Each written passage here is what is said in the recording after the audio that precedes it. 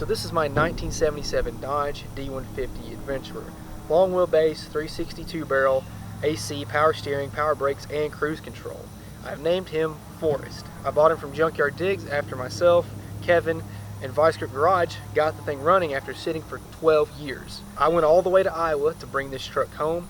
It was a 1,500-mile round trip, and I'm proud to say he's mine. But first, follow along on our trip from Iowa back to Tennessee for a 750-mile road trip to bring home this beauty. So I'm over here in Iowa. I'm about 13 hours away from home.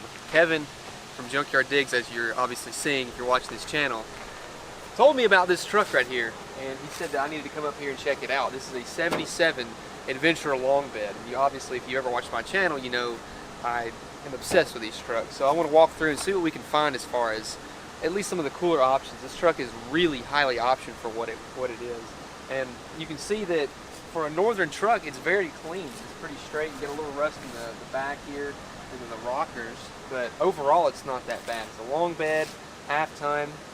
Straight as an arrow. You don't see this hardly. All the trim in the places like it is, it's all there. And what's pretty neat, being an Adventurer package, you got the fancy wood trim, the nice fancy door panels and all that, air conditioning, and to have green interior like that is very rare. You don't see that a lot at all. So I'm very impressed by how nice this is. I've only ever seen one other truck that had green interior, and it was mine. So very rare to see that. I mean, check out this door. Watch this. Doesn't sag, nothing. So this truck is very clean. I'm really curious as to why it was parked. But the biggest issue is back here. We've got a bedside that just kind of does as it pleases. But if we go under the hood, we've got a lot of really cool stuff. So we can tell that this is a 77 by the clear marker lights. In 78 they went to an amber light, so that's the only thing that's different between 77 and 78. And bumpers are straight, grills are straight, and just a little fun fact for you Dodge guys, when they moved the marker lights into the grill like that, they did away with this marker light right here. It was a 2-year only thing, so these are very hard to find that are very straight. So under the hood, we've got what I believe is a 360. I have not checked the casting numbers yet. We've got air conditioning, power steering, power brakes, cruise control right here. Everything is all there. It's got the factory 2-barrel on it, and it looks very complete and very solid. I mean, even down to the fan strap, nobody's messed with it. So I'm very hopeful with the way that this looks. So I'm just want to figure out if the floors are any count. Sorry. See, this is why I brought gloves, because now people are going to be mad at me for not wearing any. The floors look good. Look at that factory paint up there. Can you see that? Look at that green. That's what this truck looked like. That is pretty. Besides that, I mean, a couple spots of rust in like the lower rockers. The cab's very solid, honestly. I've actually seen dash frames rust in half from where they leaked from the factory. So the fact that this thing isn't rusted out more than it is, pretty surprising. All right, well, that's it for this episode of Junkyard Digs. We'll see you next time. On today's episode, we're going to bring home this long bed that Junkyard Digs sold me and make it better. I'll see you next time, man. Good to see you. Good luck. So we got the old truck here sitting in this parking lot, and it looks pretty good. Everything's pretty clean on it. So about 11 o'clock last night, we were on our way back from Kevin's, and everything was going smoothly. We're out in the middle of nowhere in a cornfield. Just like, it's going great. You know, we're on the 4-lane highway, cruising at 65, and the tire blows on the old truck right here. It just explodes right on the rim, and we're cruising, and everything just it starts to get it vibrates really bad. And I was like, please be the trailer, because I have a spare for the trailer, and had to go this morning. Had to stop and find a place to stay and go this morning and get some brand new Goodyear Wranglers. Unfortunately, these are 31s. I have 33s on the truck originally, so we're doing okay. We're about 10 hours away from home. The Adventurer is still strapped to the truck and still following me home. So, got a long trip back. Let's get to it.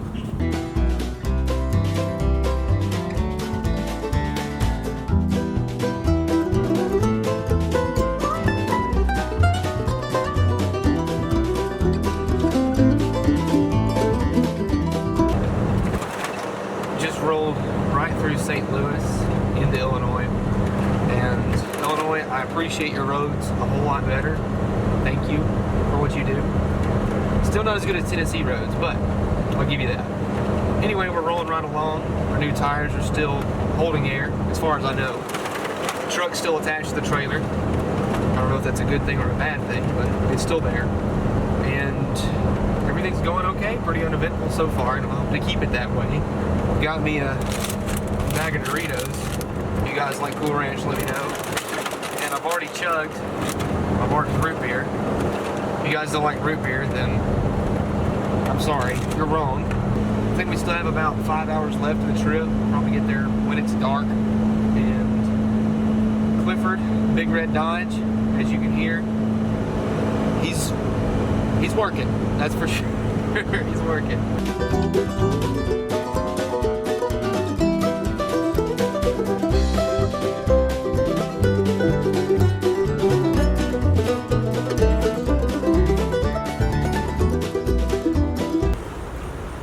This is my second barge today. So, what I hadn't really talked about on this channel before is what I'm towing this with. This is my 97 Ram, 2500 is a 360, and that's really about it. The best part about it is that currently it has just a little bit over 39,000 original miles. Yes, 39,000. I got it with a little bit less than 35,000 and put all that on it so far. So this is the tire that we blew out. And just to show you what happened, we had this tire blow out, and then that spare right there went on it. You can tell that is the original spare, and thankfully it had just enough air to get us off the road. But I didn't think my good old turbo action would do much help right here. I didn't think it would make any headlines up there on the middle of the highway. But this truck, man, if all else fails, we could have just unloaded this thing and then drove it to the nearest hotel. That would have been a wild ride. This thing does, I mean, it actually does move on its own power, and it stops. It's not that well. So we're in Kentucky now. We have about 3 or so hours left to go. I'll probably chug 2 more of these on the way home. But we're gonna make it. We're almost there. Probably get there around midnight or later. I don't even know anymore.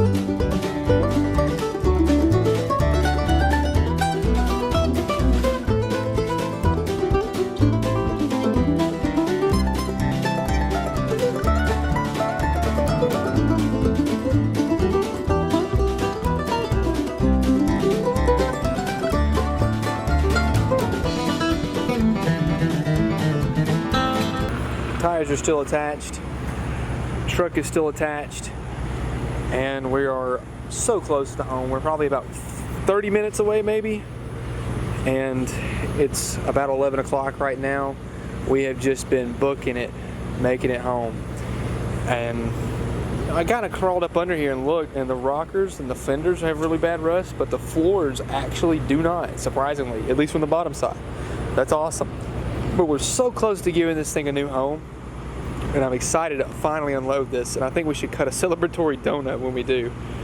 3 months ago we left Old Forest right here, and you can see the grass has kind of grown up. We typically try to spray poison, but I've been slacking on it, as you can tell. But we're going to do some basic maintenance to it, maybe do some like basic tune-up stuff like plug wires, spark plugs, cap and rotor, because we would turn this truck off, start it, turn it off, start it, and I think that it was fouling out spark plugs and just making it run. Overall, not that great. So we're gonna get it running real quick.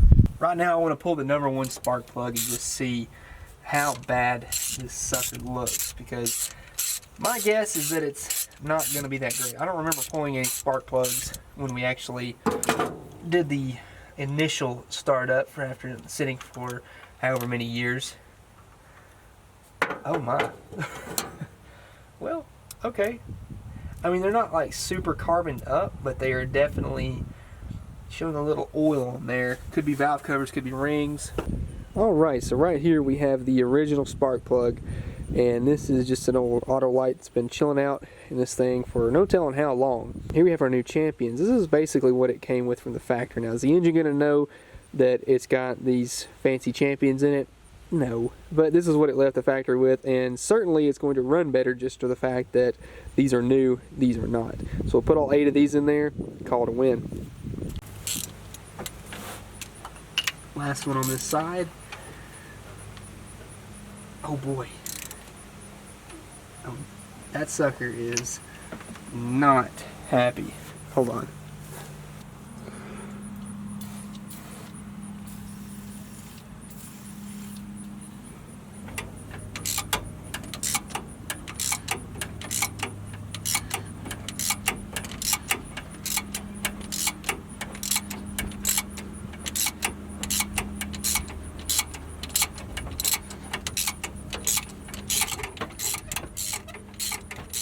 Oh, thank you so much. That was terrifying.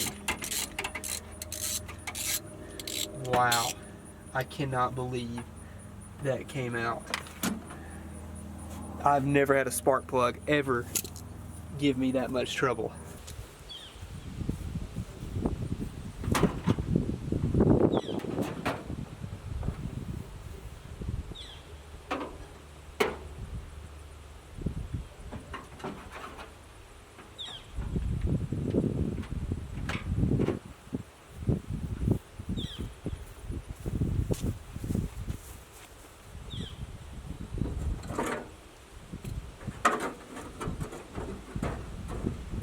You guys know the drill. Run the auxiliary tank here down into the inner fender of these trucks. That's the best part about them, is that they know that there's things going to be wrong, so they give you plenty of room to store tools and store spare parts and gas tanks. So we'll run our electric fuel pump up into our fuel line that we made, or didn't make, just disconnected. Hook that in, and then run our power and ground to the electric pump over to our battery, and that'll give us plenty of power. There's our fuel jug chilling out in the inner fender. You can see there's our fuel hose, has a filter attached to it, and it is running up into our original fuel line right here, and this metal line goes up into the carburetor. And then we'll run our cables over to here. When we're ready, we just simply, you can hear our fuel pump engaging, but it's already primed. I primed it a second ago, so it's full of fuel. Now the next step here is to see if it'll start. Okay, engaging fuel pump.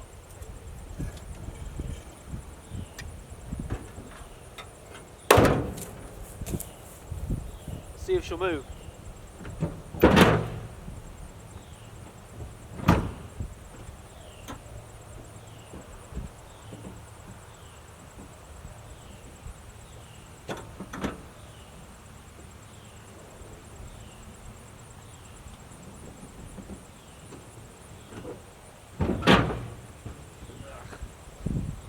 Okay, not what I thought, but whatever. Okay, my battery cable became disconnected. Let's try one more time.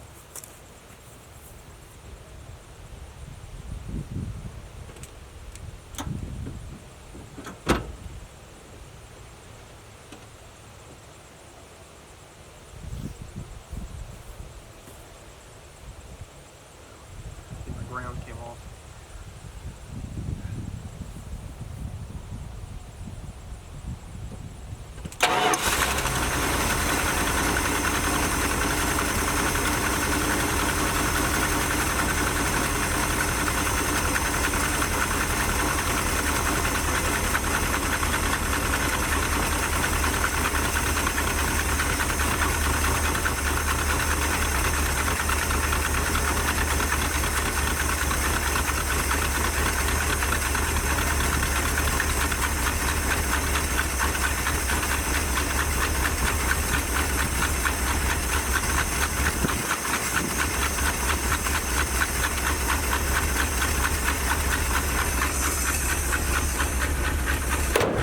I don't think we're running on very many cylinders. Those plug wires have been chewed up really bad.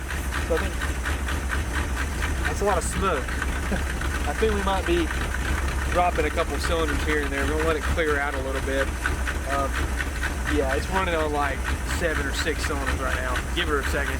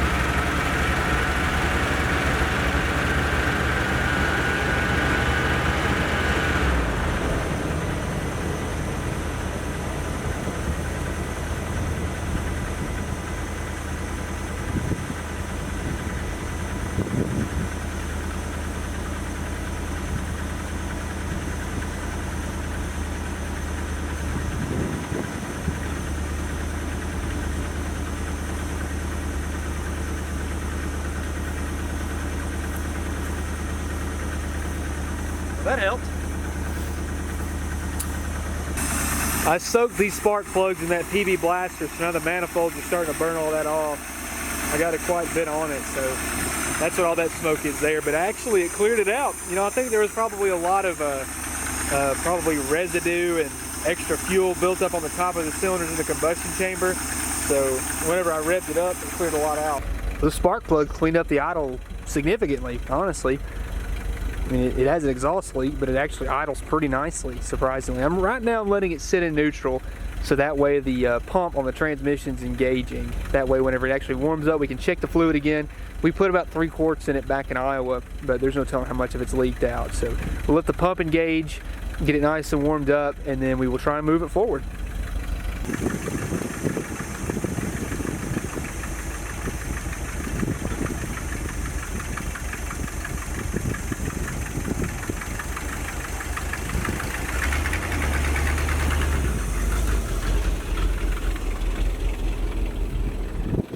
Our carburetor is still pretty questionable.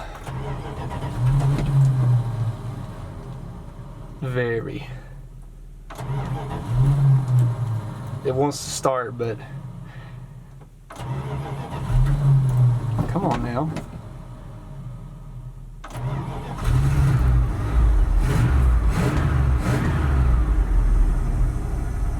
Yeah, it's not happy. I think we're probably 2 or so quarts low. That converter's a little slow to engage when you put it in gear, so I'm not going to really romp on it yet. So we'll check the transmission fluid, like I said, once it warms up. It took it a second to get actually in gear, so either the transmission's bad or it's low, like I said. Listen to the squeaks. That's quality. Nice.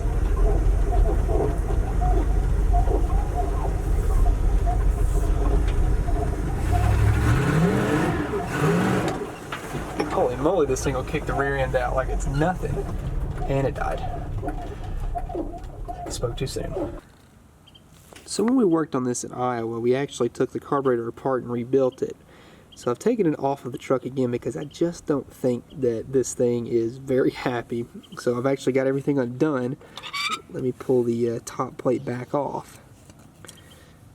Yeah, looking in there, there's still a lot of sediment. Might be hard to see on camera, but I see a lot of stuff just floating in there that does not look that great at all. So I'm going to take this thing and really clean it back apart. I'm going to really clean it up and then put it back together. So hopefully I can get some more of this sediment stuff out of here, because I bet that was like stuff that was chilling out the fuel line, that when we actually got it running off of like an auxiliary tank, it just sucked all that stuff up in there and gummed it up again. So removing the base plate off, I am able to access the main idle jets. Right there, those little tiny bad boys, little idle circuits there, right here and right here. Now they are very easy to get stopped up. So I actually took some of that carburetor cleaner and sprayed on the inside here, and actually saw the cleaner come out the back side through. It actually will come out through here on the other side. So I was able to actually see that, and hopefully that is what's causing our hard idle issue. These look like they were stopped up before I started cleaning, and now we verified that they are at least passing through. So hopefully that will fix our rough idle issue. Carb is back where it should be, hopefully. I've taken it and, like I showed you guys, clean out those idle circuits, so really have my fingers crossed here. I'll say a quick prayer that this thing will actually run right now. So just do a real quick job of hooking everything back up where it needs to go, putting our kick down and throttle cables and all that good stuff, and surely to goodness this thing will actually run. If it doesn't, then I'll just hold it to the floor until it doesn't. How about that?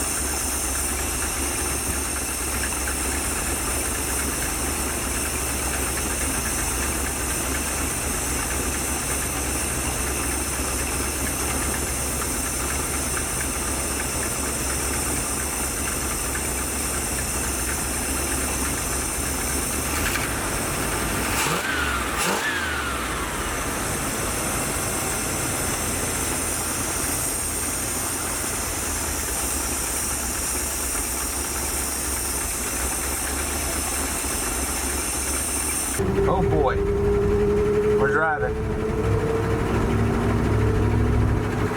Transmissions. Sounds terrible. Steering is everywhere. Oh, I don't know what that sound is. It doesn't sound very good. Whatever that was. Come on. I think we're in second gear. You hear that transmission? I think that's third. Holy moly. We've got an awful noise though. I don't know if that's the rear end or if that's the transmission. It doesn't sound like the rear end. It doesn't sound like it's too far back enough, but hey, that's 35 though. Oh, I don't know what that is. Oh, I don't know what that is. Can you hear that? Oh, that sounds terrible. Let's see what she'll do.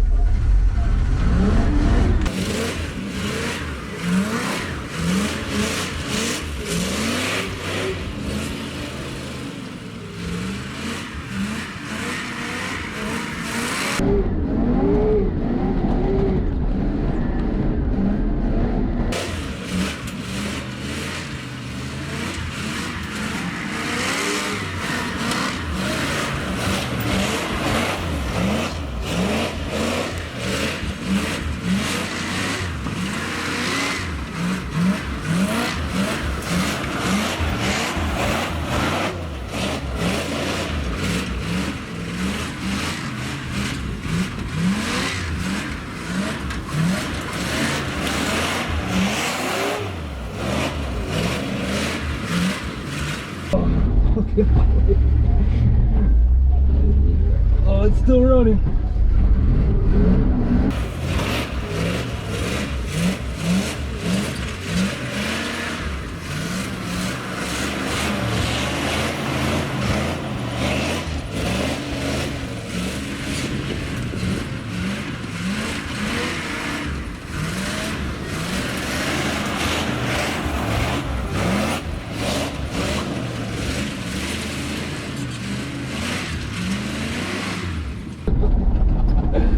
Whoa, that was fun. She's still going.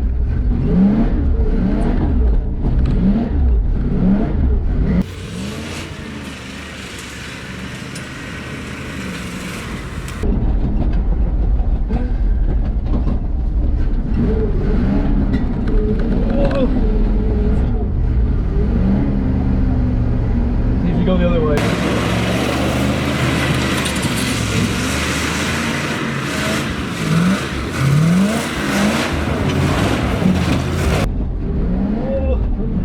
The door. I can't hold on to the steering wheel.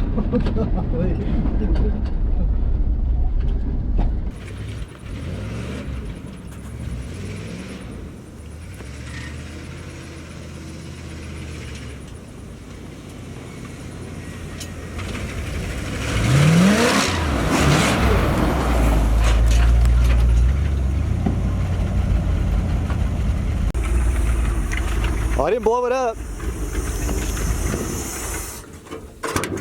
Something's hissing. Ooh. I did it that time, didn't I? Got her a little warm. That's where I split the radiator hose there.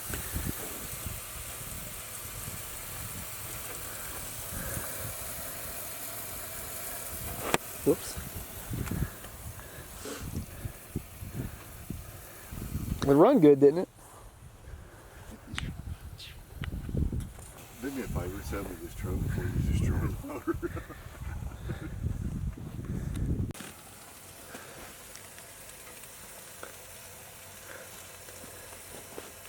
I don't think I got it hot.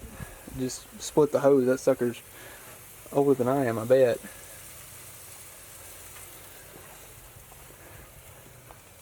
Good for a few donuts, ain't it? Yeah. Probably needed the coolant drained anyway, so we'll just let her do her thing. Calm on down. Drain it completely. Put some antifreeze in it. Let it sit. It'll be fine. Truck can't blow up. 360's tough.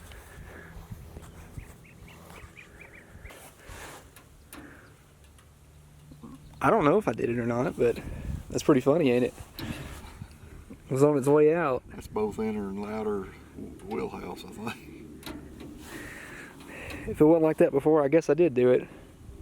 And that'll do it for Forrest, our 1977 Dodge D150 long bed. And he's a good truck, really solid truck, 360s. You know, it's going to be a pretty solid foundation to make some really cool and fun videos maybe in the future. But for right now, we're just going to let him chill right here and hang out because he worked really hard today and we did a lot of stuff with him. So if you liked the video, please leave a like down below. If you have a question for me, feel free to leave a comment. Order your t-shirts and your stickers, guys. And I appreciate you watching as always. So if you haven't already, make sure you go to Junkyard Diggs channel and go watch this with Vice Grip Garage, where we revived this thing while it was still attached to a boat, and then we got it to run after so many years. It was a really good time, and we had a lot of fun making this thing come back to its former glory. As far as in the future, I don't know, but it's a good truck nonetheless, and I had to have it. So thanks again, and I'll see you in the next one.